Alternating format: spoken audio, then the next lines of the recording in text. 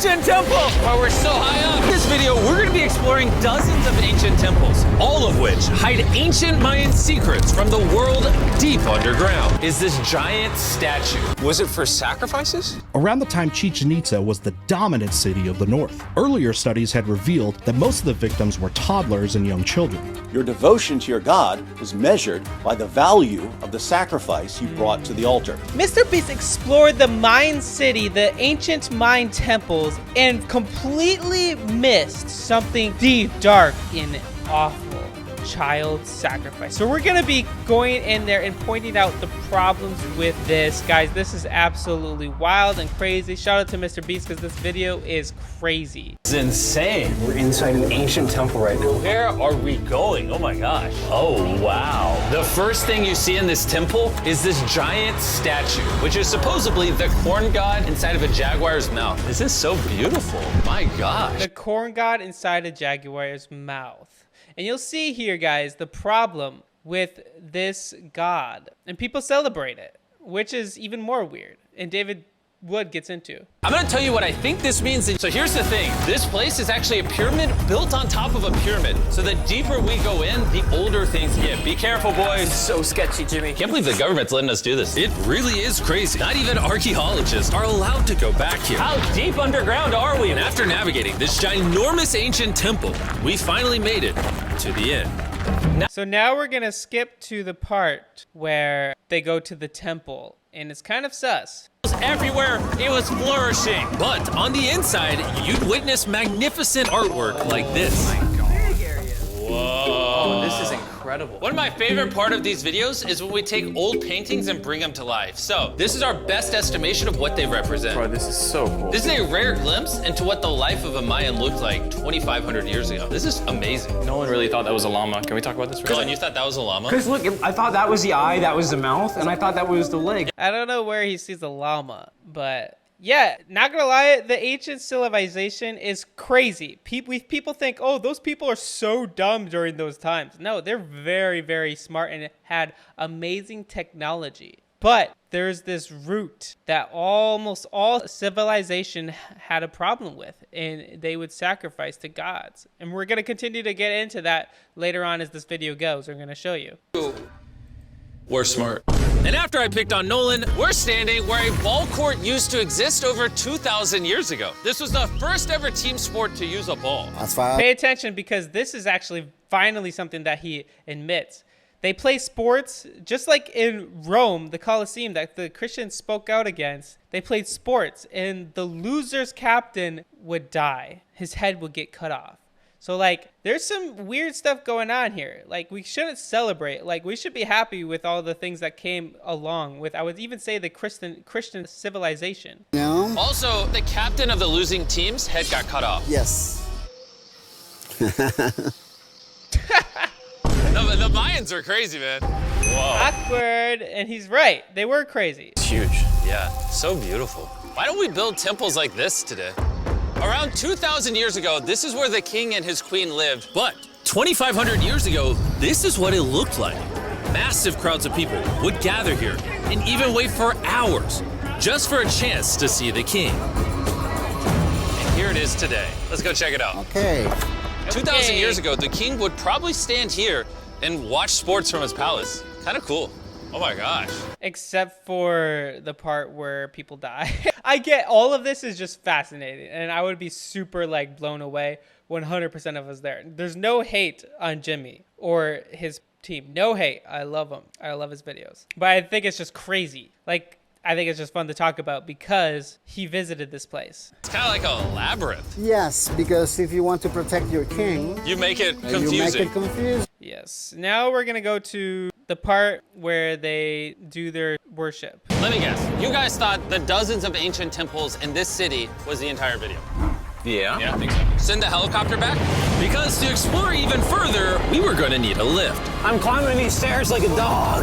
We're almost there. There's our ride! Alright, we gotta go. Let's go explore some more temples! And where we're going has some of the craziest ancient remains ever built by mankind.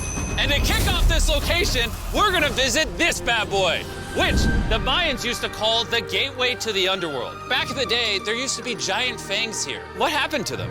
They fell off. That seems logical. Let's go explore. Whoa. This is awesome. There's some very special features that I love, like that structure in the middle. Wow. I'm gonna guess this building was the temple. Was it for sacrifices? Yes, you got it. Yes! I got something. There you go, for sacrifices. This is where it gets really dark and creepy, guys. And this is something that God warrants. And it's crazy. It's awful. What a nerd. Throw lost his hat. But what our guide really wanted to show us was a cave which Mayans believed humans emerged from. The Maya believe that humanity came from a cave. Deep inside of there is what they call the tree of life. And they believe that all of us spawned from this very majestic, beautiful tree deep in this cave. It's so sacred that we're going to do a ceremony to ask for permission to the spirits of the cave. If I was a betting man, I'd say the spirits are going to reject Nolan. And as we entered the cave, That's kind of creepy. You have to ask the spirits, kind of demonic stuff, not gonna lie. I remember going into a Hindu temple or a Buddhist temple. I think it was a Buddhist temple. And you could just feel the spirits, stuff like that. And we just prayed. whoa, okay. This definitely looks sacred. We were met with the ritual our guide spoke of. What is he doing now? He's purifying the entrance of the cave. And it's here where we would seek the approval of the gods. Naturally, I wasn't worried at all. But were the gods really about to let Nolan enter this sacred place? I hope they accept me.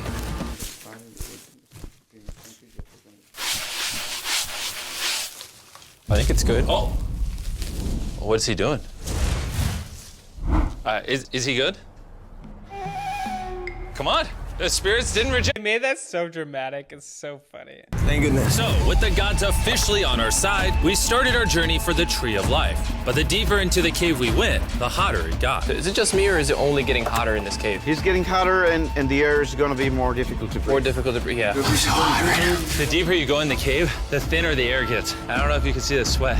It's really hot here. This cave just keeps on going, but at least there's no bats. Everything you guys are seeing now, the Mayans didn't want us to see. They literally tried sealing this off. Imagine being a Maya 2,000 years ago, see this beautiful cave, and all of a sudden, see this beautiful room Whoa. and the amazing tree. Oh, am I the only one that thought the Tree of Life was an actual tree? Yes, this is it. This is the sacred ceiba that holds the sky. Are these pots around it the same pots the Mayans created?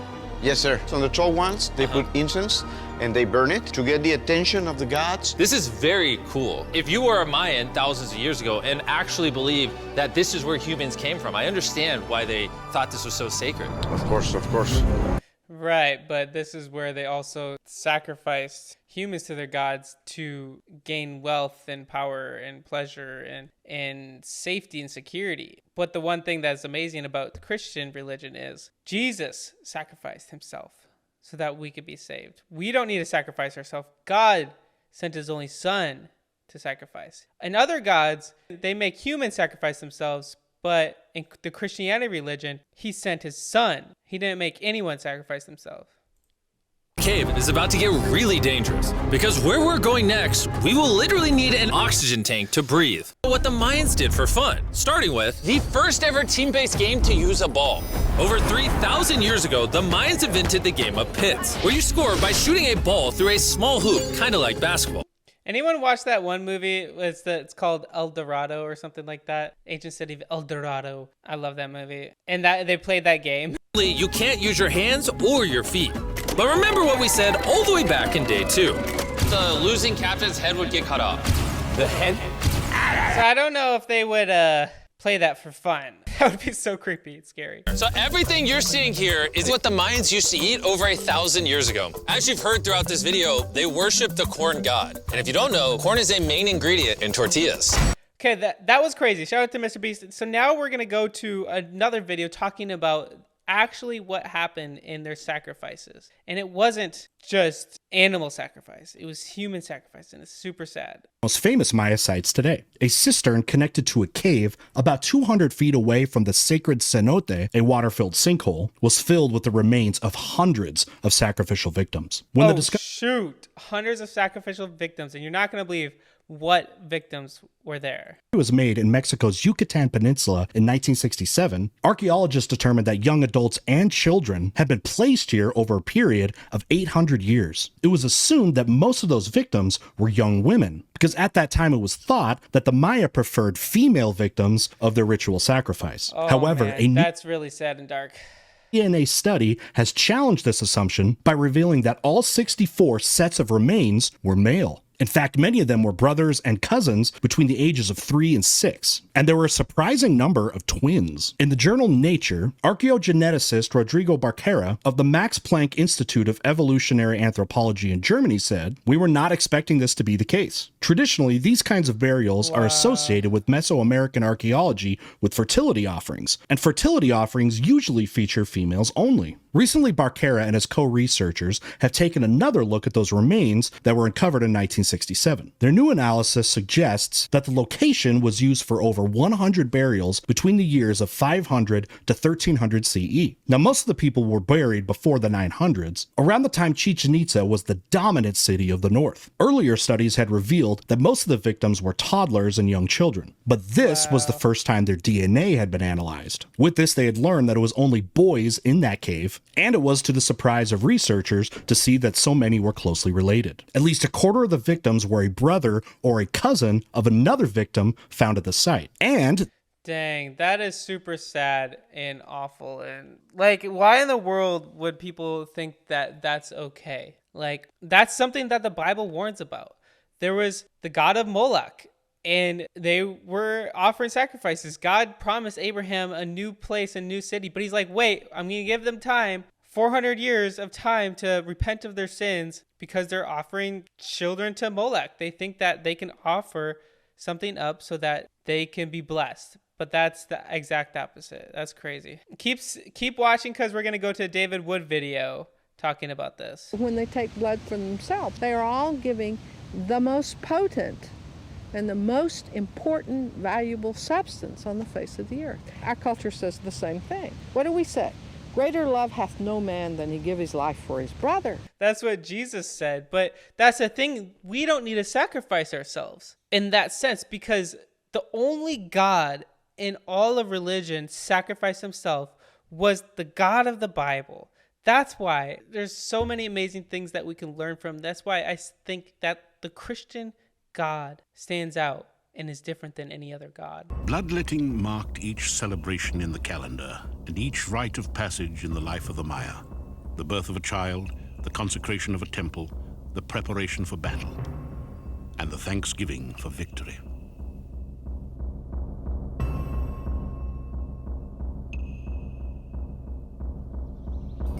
Even that, you notice that they had the animal there? No.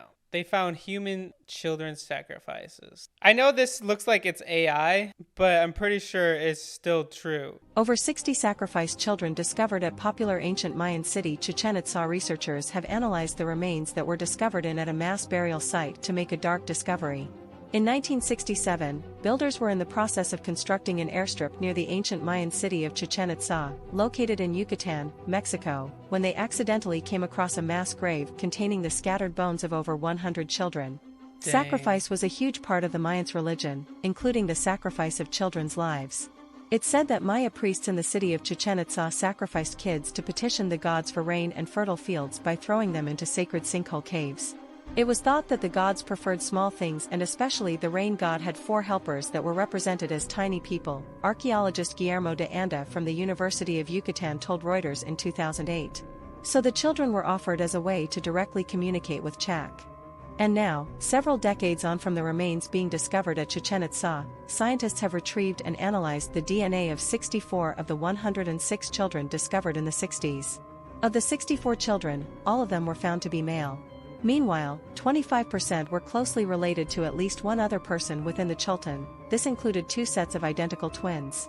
The study, which was published on June 12, explained, genetic analyses showed that all analyzed individuals were male and several individuals were closely related, including 2 pairs of monozygotic twins. That's sad. So now we're going to go to David Wood talking about In this. the Ancient altar found in Guatemala jungle apparently used for sacrifice, especially of children, archaeologist says. An altar from Teotihuacan culture at the pre-Hispanic heart of what became Mexico was discovered in Taquia National Park in Guatemala, the center of Mayan culture, demonstrating the interaction between the two societies, Guatemala's culture, the enormous city-state of Tikal, whose towering temples still stand in the jungle battled for centuries in the communal destiny of dominance of the Maya world. For the north and far to the north in Mexico, just outside present-day Mexico City,